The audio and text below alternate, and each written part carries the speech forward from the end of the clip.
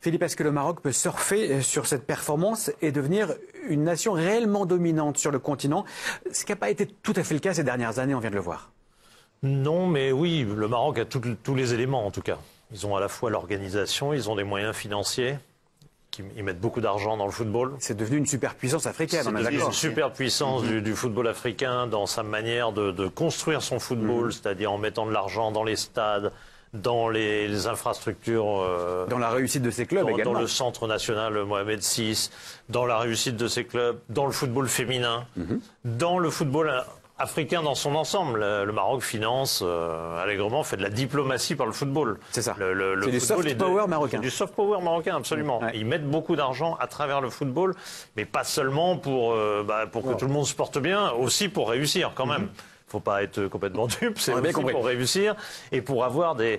Je discutais avec Nasser Larguet, qui a été le DTN du Maroc pendant des années. D'ailleurs, j'avais fait pour lui une formation dans communication. Ouais. Je suis très heureux que vous trouviez que Regragui est bon en communication. Ah, mais c'était un régal. Il était dans mes élèves. Bravo.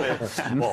Il était très bon avant moi. Je le dis tout de suite, il était déjà très bon avant de faire la formation. Mais bon, je dis au passage. Et Nasser me disait, il y a un truc qui est très marquant, je trouve. Parce que oui, il y a eu des joueurs sortis de Mohamed VI, très bien, ok. Mais il y a plein de joueurs, aujourd'hui, les Hakimi, tout ça, ils sont nés en Europe, la grande majorité nés en Europe, formés en Europe, etc. Mais Nasser, dès les U15, ils organisaient des compétitions, ils avaient poussé l'UNAF, qui est l'Union arabe, la zonale, organiser des tournois de U15, et ils faisaient venir déjà les Hakimi, les Mazraoui, etc., en faisant venir les parents avec eux. Ah, et les fidéliser. Pour les fidéliser, pour les convaincre, et non pas discuter à 19 ans, une fois que le mec a commencé à réussir au Real ou je sais pas quoi, ah bah viens avec nous, et puis le mec, bah oui, non, finalement l'Espagne, enfin finalement la France, finalement. Ouais.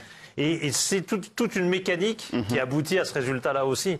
La formation, bien sûr. L'anticipation, tout simplement. L'anticipation, la formation, mais aussi la manière avec des relais partout en Europe, de faire venir les meilleurs joueurs et de les attacher à cette âme marocaine.